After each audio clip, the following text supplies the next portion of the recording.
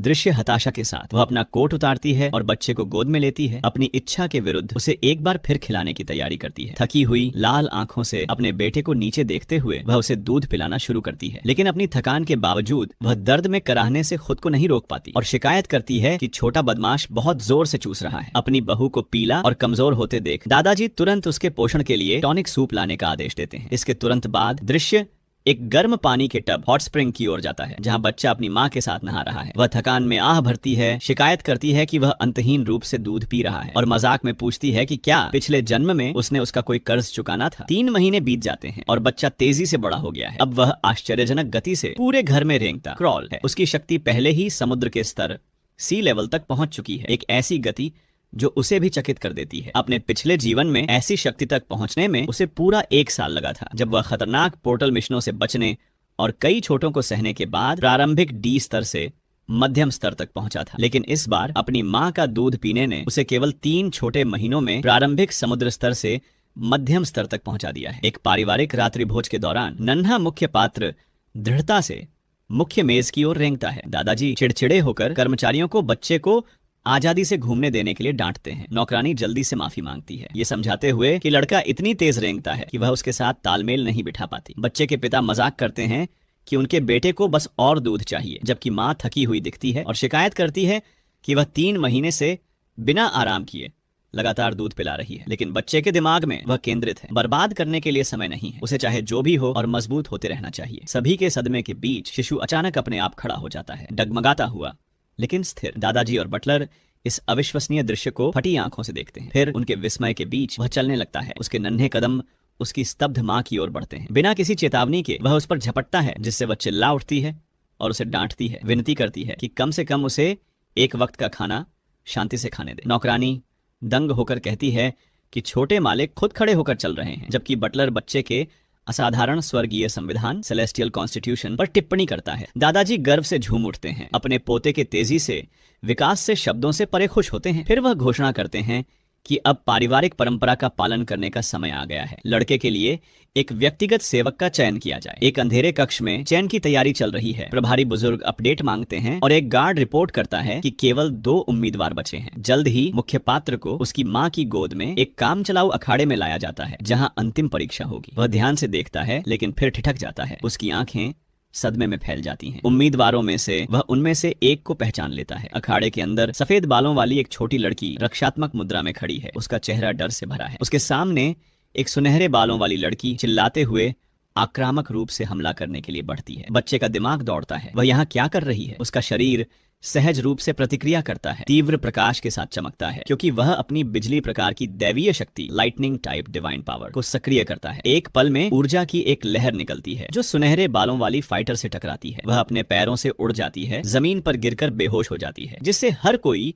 इस अप्रत्याशित प्रदर्शन से दंग रह जाता है। सफेद बालों वाली लड़की बिना समय बर्बाद किए आगे बढ़ती है और ब्रेड झपट लेती है। बिना किसी हिचकिचाहट के वह उसे भूख से निगल जाती है। सेल के बीच में ऐसे दुबक जाती है जैसे उसके आसपास की दुनिया का कोई अस्तित्व ही न हो। अपने पालने से देखते हुए नन्हा मुख्य पात्र घबराहट में अकड़ जाता है। प्रार्थना करता है कि अभी जो हुआ उसके बारे में किसी को कुछ अजीब न लगे, लेकिन संदेह के बजाय दादाजी ठहाके मारकर हंसते हैं, ये घोषणा करते हुए कि उनके पोते में उनके अपने पिता की तुलना में कहीं अधिक लड़ने का जज्बा है। बच्चा राहत की सांस लेता है, ये सोचकर कि बच्चा होने के निश्चित रूप से अपने फायदे हैं। वयस्क हमेशा उसके व्यवहार के लिए कोई न कोई बहाना ढूंढ ही लेते हैं। बुजुर्ग तब मौके पर ही फैसला करते हैं कि छोटी लड़की छोटे मालिक की व्यक्तिगत परिचारक अटेंडेंट के रूप में काम करेगी। वह आदेश देते हैं कि उसे साफ किया जाए और उचित शिष्टाचार सिखाया जाए। हालांकि लड़की को दिखावे की परवाह नहीं है, वह अभी भी उग्रता से खा रही है, जैसे कि और कुछ मायने नहीं रखता। इस बीच बच्चा अपने पालने से खुशी खुशी मुस्कुराता है और एक बड़ी मासूम मुस्कान के साथ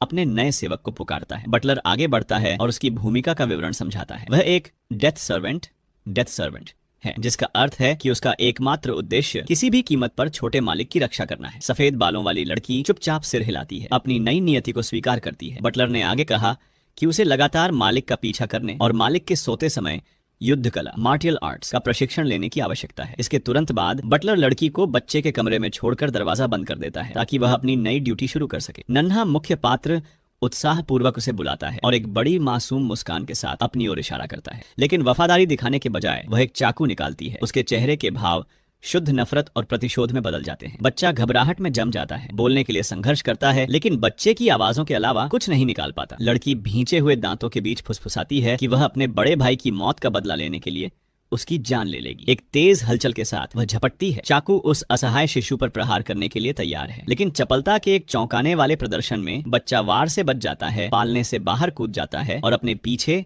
एक चमकती ऊर्जा की छवि आफ्टर इमेज छोड़ देता है। लड़की की आंखें अविश्वास से फैल जाती हैं, क्योंकि वह अचानक उसके बगल में फिर से प्रकट होता है। उतनी तेजी से चलता है जितना उसने कभी सोचा भी नहीं था कि एक नवजात शिशु चल सकता है। जैसे ही वह अपनी स्थिति वापस लेती है, उसके शरीर से एक हरा प्रभामंडल ऑरा फूटता है। हवा की ऊर्जा उसके चारों ओर घूमने लगती है। मुख्य पात्र यह जानकर स्तब्ध रह जाता है कि वह एक दुर्लभ वायु प्रकार की दैवीय समझ, वाइन टाइप डिवाइन सेंस रखती है। वह हमला करती है हवा काटती हुई, हवा के माध्यम से, लेकिन वह तुरंत प्रतिक्रिया करता है। अपनी रक्षा के लिए अपनी बिजली की शक्ति को बुलाता है। हवा और बिजली का टकराव कमरे को रंगों की चकाचौंध से भर देता है। ऊर्जाएं एक अंधा कर देने वाले तूफान में टकराती हैं। अंदर बच्चा अपने दांत पीसता है, यह सोचते हुए कि इतने नाजुक शरीर में इतनी शक्ति का उपयोग करना कितना भारी है। अचानक उसके दिमाग में एक विचार आता है। उसे हराने के बजाय वह अपनी दिव्य गड़गड़ाहट की समझ को सबसे निचले स्तर पर केंद्रित करता है, जिससे एक छोटी बिजली की बर्छी बनती है। ये सीधे उसे लगती है, जिससे उसके शरीर में एक लहर दौड़ जाती है जो उसे उसी जगह पर लकवाग्रस्त कर देती है। लड़की जमीन पर गिर जाती है। उसका शरीर कांप रहा होता है,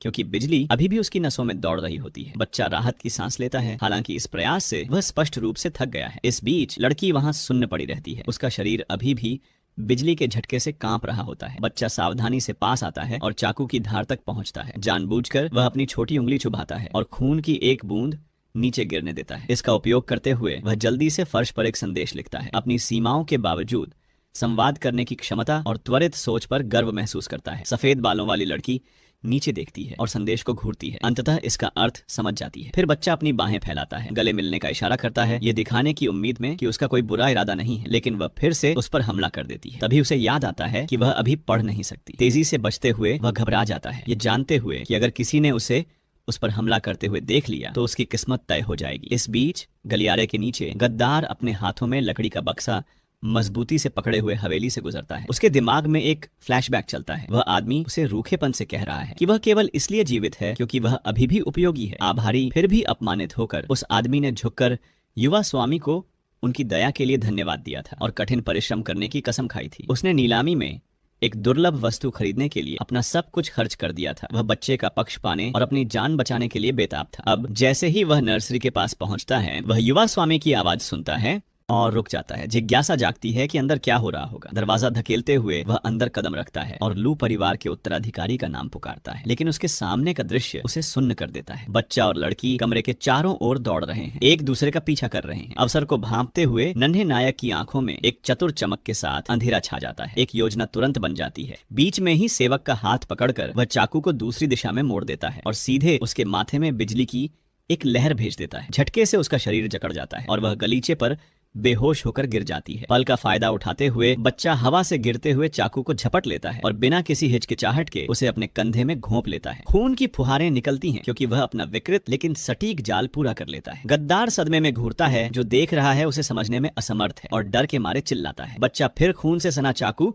सीधे उसकी ओर उछालता है। स्वाभाविक रूप से वह आदमी उसे पकड़ लेता है। अब अपने हाथ में खून से सने ब्लेड को दहशत में घूरता है। अपने सदमे में वह लड़खड़ा जाता है और वह कीमती लकड़ी का बक्सा गिरा देता है, जिसे वह भेंट के रूप में लाया था। बच्चा एक सेकंड भी बर्बाद किए बिना एक गहरी सांस लेता है और जोर जोर से दिल दहला देने वाली आवाज में रोने लगता है और नाटकीय रूप से बेहोश लड़की के ऊपर गिर जाता है। जब तक दादाजी के नेतृत्व में अन्य लोग कमरे में दौड़कर आते हैं, गद्दार वहां कांपता हुआ खड़ा होता है, हाथ में खून से सना चाकू लिए। सफेद बालों वाला सेवक फर्श पर बेहोश पड़ा होता है और बच्चा दर्द से रो रहा होता है। बुजुर्ग और उनका बेटा सुन्न खड़े रह जाते हैं। उनके चेहरे उस अराजक दृश्य को देखकर तनावपूर्ण हो जाते हैं। बच्चा जोर जोर से रोना जारी रखता है और बेहोश सेवक से लिपटा रहता है, जैसे कि उसे बचा रहा हो। दादाजी का गुस्सा तुरंत भड़क उठता है। वह गद्दार की ओर इशारा करते हुए उस पर लू परिवार के उत्तराधिकारी पर हमला करने का साहस करने का आरोप लगाते हैं। घबराहट में वह आदमी खून से सने चाकू को फर्श पर फेंक देता है और बेताबी से अपना बचाव करने की कोशिश करता है, जोर देते हुए कि यह वैसा नहीं है जैसा दिख रहा है। लेकिन बच्चे के पिता को इस पर विश्वास नहीं होता। उनका मुक्का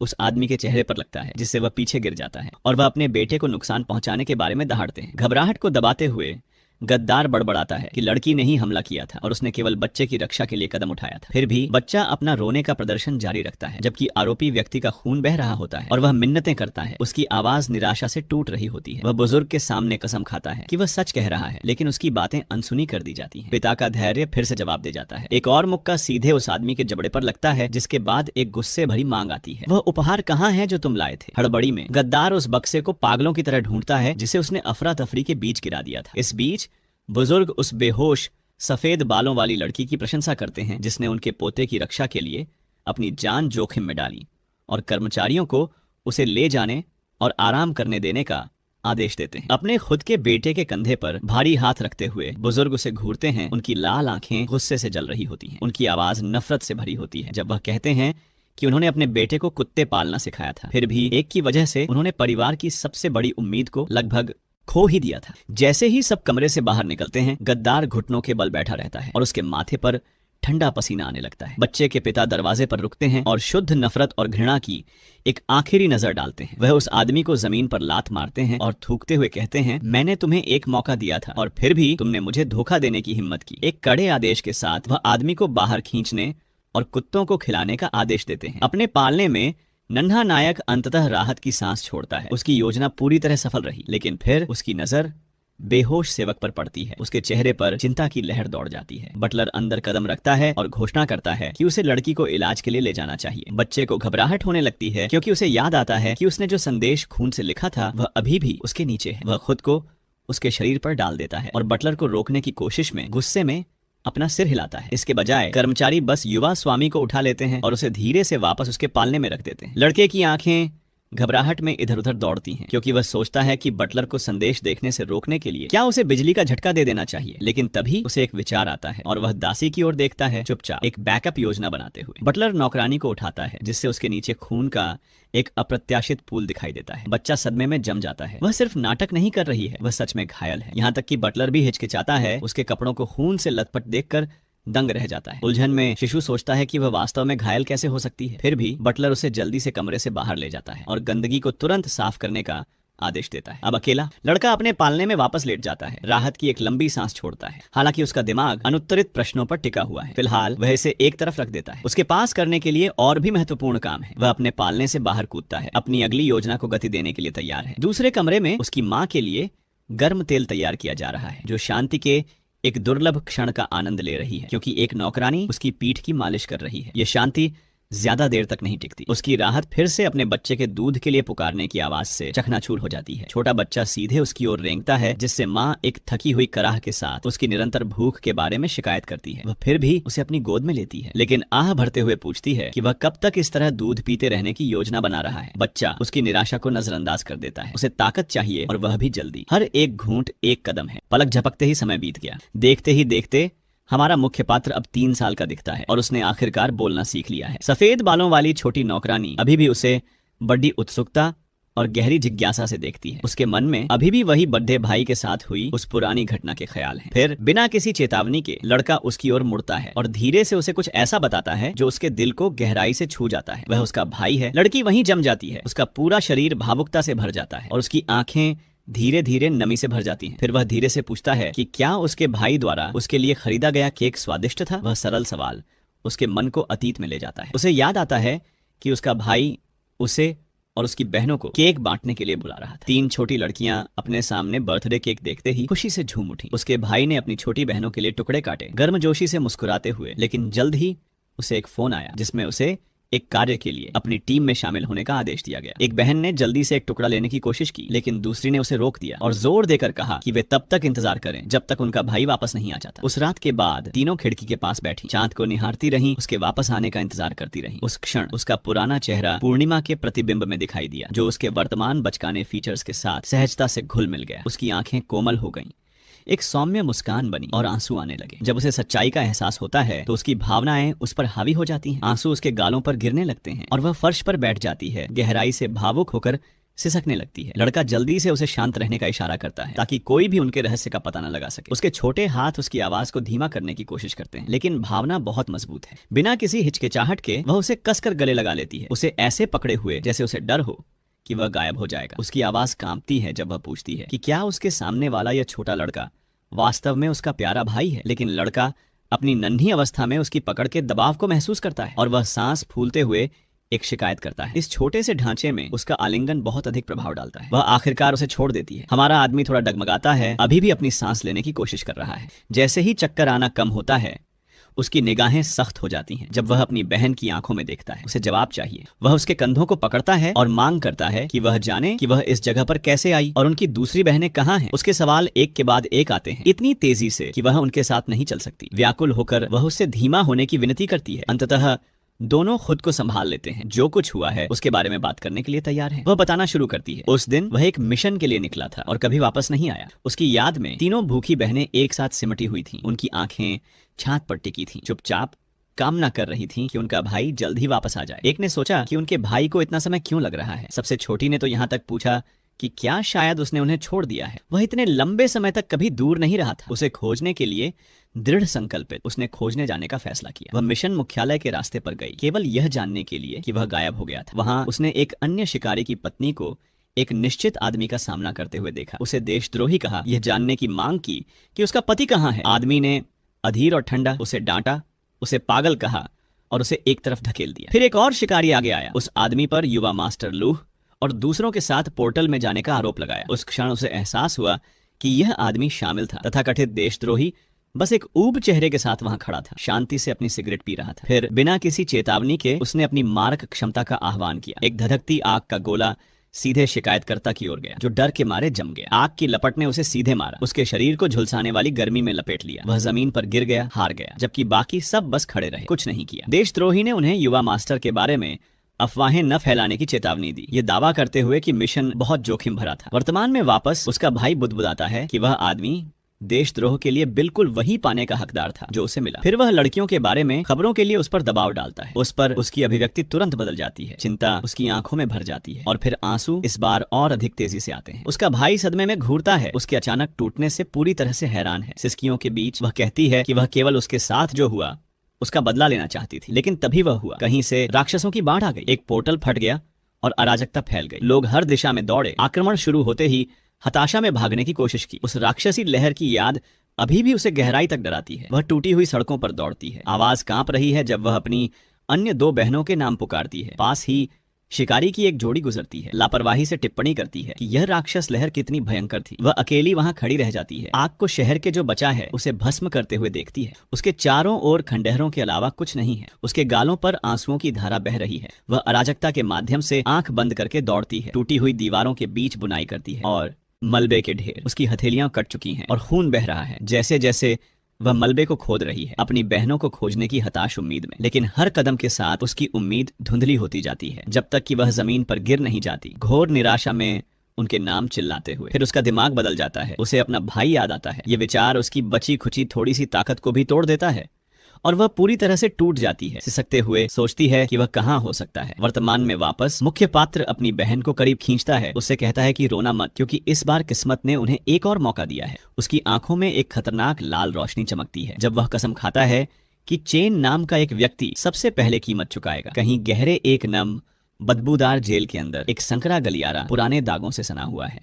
कोठरियों में से एक के अंदर गद्दार पागलों की तरह इधर उधर टहल रहा है, चिल्ला रहा है कि वह निर्दोष है, दावा कर रहा है कि वह वहां सिर्फ एक उपहार देने आया था। उसके शब्द तब कट गए जब उसे सलाखों से टकराया गया। आंखें डर से चौड़ी हो गईं। एक राक्षस उसके ठीक पीछे खड़ा है, उसकी परछाई गंदी फर्श पर फैल रही है। आदमी अपनी जान की भीख मांगते हुए घुटनों के बल गिर जाता है। जैसे ही जीव झुकता है, उसकी डरावनी जीभ बाहर निकल आती है। उसकी दलीलें एक खून जमा देने वाली चीख में बदल जाती हैं। और जब सन्नाटा वापस आता है तो गलियारे में कुछ ताजे लाल दाग आ गए होते हैं। गद्दार के जाने के बाद मुख्य पात्र घोषित करता है कि अब लू परिवार को अंदर से बाहर तक तबाह करने का समय आ गया है। उसकी बहन अपने आंसू पोंछते हुए सिर हिलाती है और कहती है कि वह चाहे जो भी हो उसके फैसले का पालन करेगी। फिर जैसे अचानक कुछ महत्वपूर्ण याद आते ही वह उसे जमीन से ऊपर उठा लेती है। वह खुशी से घोषणा करती है कि यह नहाने का समय है। वह विरोध में चिल्लाता है, यह कहते हुए कि वह उसका भाई है, कोई बच्चा नहीं जिसे चारों ओर ले जाया जाए। लेकिन वह सिर्फ मुस्कुराती है, यह समझाते हुए कि वह अब उसकी निजी नौकरानी है और यह उसके दैनिक कर्तव्यों का हिस्सा है। उसे कोई विकल्प दिए बिना वह उसे अपनी बाहों में लेकर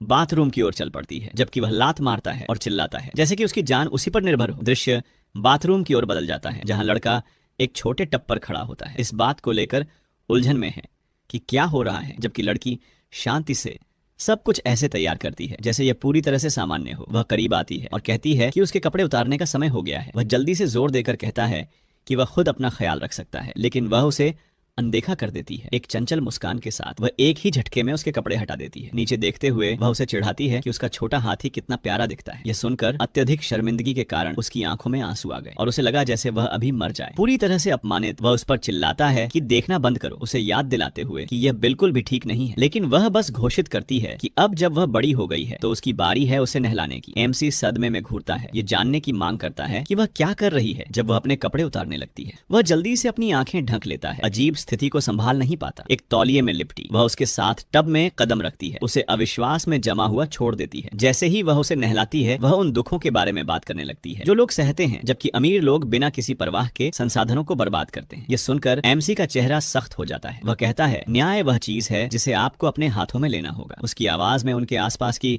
अनुचित वास्तविकता को बदलने का दृढ़ संकल्प है। कुछ ही क्षणों बाद वह उसके छोटे हाथी को भी रगड़ने की पेशकश करती है, जिससे उसे हल्का सा झटका लगता है। वह तुरंत मना कर देता है, लेकिन वह वैसे भी आगे बढ़ जाती है, ये कहते हुए कि उसकी निजी नौकरानी के रूप में उसे ठीक से नहलाना उसका कर्तव्य है। वे तब तक बहस करते रहते हैं जब तक नहाना खत्म नहीं हो जाता। अब एक लाश की तरह फर्श पर लेटा हुआ लड़का शून्य को घूरता है, जबकि उसकी बहन शांति से उसके कपड़े मोड़कर रख देती है जैसे कुछ हुआ ही न हो। अंदर ही अंदर वह पूरी तरह से अपमानित महसूस करता है। बड़ा भाई होने के बावजूद एक लाचार बच्चे की तरह व्यवहार किया जाना असहनीय है। वह देखती है कि कुछ गलत है और उससे सीधे पूछती है, लेकिन वह अपना सिर घुमा लेता है उसे अनदेखा करते हुए। उसके ठंडेपन से आहत होकर वह कहती है कि उसने उसके साथ कभी इतना बुरा व्यवहार नहीं किया। पल को लंबा न खींचने के लिए वह खड़ा हो जाता है और कहता है कि वह अब गुस्सा नहीं है, यह जोड़ते हुए कि उसके पास पूछने के लिए कुछ महत्वपूर्ण है। वह तुरंत खुश हो जाती है, उससे जो चाहे पूछने के लिए कहती है। वह पूछता है कि क्या उसने हवा तत्व की क्षमता को जगाया है। वह सिर हिलाती है, पुष्टि करती है। उसकी आंखें फैल जाती हैं। सबसे कम उम्र की दर्ज जागृति 12 साल की उम्र में थी, फिर भी वह यहाँ है, कहीं अधिक छोटी और बिना किसी प्रशिक्षण के। वह पूछता है कि उसने इसे कैसे प्रबंधित किया, लेकिन वह स्वीकार करती है कि वह निश्चित नहीं है। वह बताती है कि एक अजीब पैनल दिखाई दिया जो उसके आंकड़ों को दिखा रहा था और उसे अपनी शक्ति को जगाने के लिए मार्गदर्शन कर रहा था। उससे पैनल शब्द सुनना उसे चौंका देता है। उसे तुरंत अपना सिस्टम याद आता है, वह जो उसकी गड़गड़ाहट की क्षमताओं को प्रदर्शित करता है, और सोचता है कि क्या उसका भी वही है। ये विचार उसके दिमाग में दौड़ता है, उसे पैनल कैसे मिला और इतनी छोटी उम्र में कैसे जाग गई। वह उसे ख्यालों में खोया हुआ देखती है और पूछती है कि क्या कुछ गलत है, लेकिन वह इसे टाल देता है। इसके बजाय वह उसे बताता है कि चूंकि उसने जागृत कर लिया है, उसे मजबूत बनने के लिए कड़ी मेहनत करनी चाहिए। उसकी आंखों में दृढ़ संकल्प के साथ वह वादा करती है कि वह जितना हो सके उतना प्रशिक्षण लेगी। वह हल्का सा मुस्कुराता है, उसके सिर को थपथपाता है, यह कहते हुए कि उसकी सभी बहनों में से वह हमेशा से ही सबसे जिम्मेदार। अचानक उनके बेडरूम के दरवाजे से एक दस्तक सुनाई देती है और वे दोनों जम जाते हैं। एक नौकरानी कमरे में प्रवेश करती है और उन्हें सूचित करती है कि रात का खाना तैयार है, और साथ ही यह भी बताती है कि मास्टर ने उनकी माँ को उनके लिए कुछ दूध तैयार करने का निर्देश दिया है। उसने एक भरी हुई दूध की बोतल मुख्य पात्र एमसी की बहन को थमा दी, जो उसे आश्चर्य से देखती रही। बोतल को अपने हाथों में लेते हुए उसने अपने भाई की ओर देखा, जो पहले से ही अपने दिमाग में एक नई योजना बुनते हुए आगे बढ़ रहा था। उसने उससे कहा कि उन्हें जितनी जल्दी हो सके मजबूत बनने के लिए लू परिवार के पास मौजूद हर लाभ का उपयोग करने की आवश्यकता है। लड़की ने त्योरी चढ़ाते हुए कहा कि वह प्रशिक्षण में पहले ही खुद को अपनी सीमा तक धकेल रही है। एक चालाक मुस्कान के साथ उसने उससे अपना मुंह खोलने के लिए कहा और वादा किया कि उसे और अधिक शक्ति प्राप्त करने का रहस्य पता चल जाएगा। हालांकि वह हिचकिचा रही थी, लेकिन जिज्ञासा उस पर हावी हो गई और उसने वही किया जो उसने कहा था। बिना किसी चेतावनी के उसने बोतल को उसके होठों के बीच रख दिया और उसे पीने के लिए कहा। उसने आज्ञा मानी। उसकी सतर्क नजरों के नीचे दूध पिया। लगभग तुरंत एक हल्की बैंगनी आभा उसके चारों ओर घूमने लगी, जिससे उसकी आंखें सदमे में चौड़ी हो गईं। उसने पूछा कि इतनी अविश्वसनीय ऊर्जा उसके अंदर इतनी सहजता से क्यों बह रही है। एमसी ने समझाया कि उनकी माँ का विशेष संविधान क्रिस्टल को शुद्ध ऊर्जा जैसे पदार्थ में बदल सकता है, जो कुछ ऐसा है जिसे पाने के लिए कुलीन स्क्वाड भी मिशन के दौरान संघर्ष करते हैं। फिर भी उनकी माँ इस सार का अंतहीन उत्पादन कर सकती है, जिससे वह शक्ति का एक जीवंत फव्वारा बन जाती है। इस खुलासे ने उसकी बहन को अवाक कर दिया। उसने टिप्पणी की कि अकादमी में ऐसी किसी भी चीज का उल्लेख कभी नहीं किया गया था। एमसी के चेहरे पर कठोर भाव आ गए, क्योंकि उसने अनुमान लगाया कि कुलीन परिवार अनगिनत रहस्यों को छिपा रहे हैं, जबकि दूसरों को अपनी लड़ाई लड़ने के लिए हेरफेर कर रहे हैं। दृढ़ संकल्पित होकर उसने घोषणा की कि वे हर छिपे हुए सच का पता लगाएंगे। उसकी बहन ने तब बोतल उसे पेश की, यह सुझाव देते हुए कि उसे भी पीना चाहिए, लेकिन उसने अपना सिर हिलाया। उससे कहा कि वह खुद इसे खत्म करे और पहले अपनी सीमाओं को आगे बढ़ाए। उसके साथ वह मुड़ा और दूर चला गया, बुदबुदाते हुए कि वह भी खाना खाने जा रहा है, उसे पीते रहने के लिए छोड़ गया। जब वह अपनी माँ के कमरे में प्रवेश करता है तो नौकरानियों ने हैरान होकर एक दूसरे को देखा, यह सोचकर कि वह इतनी जल्दी वापस क्यों आ गया है। दृश्य उसके पास चला जाता है जहां वह सीधे अपनी माँ से दूध पी रहा है, जबकि वह घर के पूल में आराम कर रही है। महिला ने शिकायत की कि उसने उसे पहले ही इतना दूध दे दिया है, फिर भी वह बिना रुके पीता रहा। एक नौकरानी ने तुरंत दूसरों को मैडम के लिए और अधिक औषधीय भोजन तैयार करने का आदेश दिया। मन ही मन एमसी ने कसम खाई कि उनके बदले का रास्ता अब शुरू हो गया है। वह और उसकी बहन स्वर्ग के आदेश को ही पलट देंगे। हवेली के ऊपर गड़गड़ाहट हुई जैसे उसने लू परिवार की दुनिया को उल्टा करने की कसम खाई। अपने बेडरूम में वापस वह अटूट फोकस के साथ फर्श पर रेंगता रहा, किसी चीज की तलाश में।